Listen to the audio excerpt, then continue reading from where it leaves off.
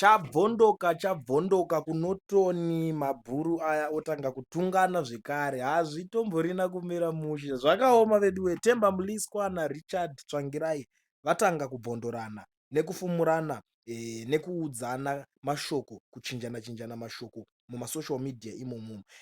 Pane nyaya iripo iri kunetserwa naRichard Tsvangirai, saka ave kubvondorwawo nevanhu vekwaari ikoko vachimuratidza kana kuti kumuyeuchidza kuti iye pachake ari kufoira maduties ake saMP, nekuti ane zvinhu zvaanga atanga kuda kuita. Ndobva vatanga kuda kumuyeuchidza kuti izvozvo zvoruda kuita izvozvo hazviko, zvakadhakwa. Saka iye arikuda kungoramba achida kungoprova point, asi vanhu vemunotoni vari kuratidza kuti havasi kuzvida.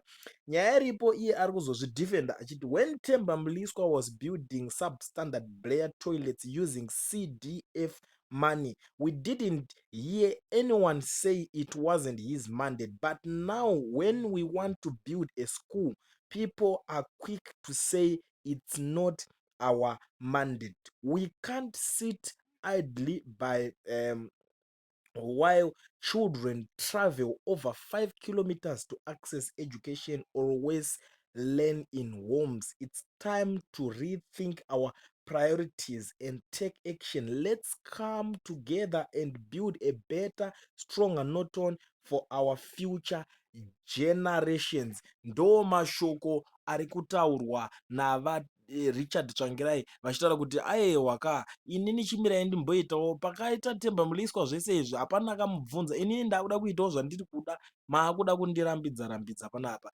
Izvo zviri kuratidza kuti vanhu vacho vaari kutotonga, vanhu vaari kutotungamira ndo vasiri kutomubvumidza zvinhu zvacho zvaari kuda izvozvo. Saka abva ada kuhwanda naThemba Mliswa achiti Themba Mliswa paakaita makatadza kana kumumisa. Themba Mliswa wacho ndobva abudikira akati don't invoke my name as a protection state to fend off negative sentiments against your whizzing leadership. If I was so bad, why not just do better? The opposition has been stunted by a failure of initiative and surviving on protest politics. You are an example of such politics. Ndo mashoko ari kubuda achizopindurwa navaThemba Mliswa vachibvondorana naRichard Tsvangirai.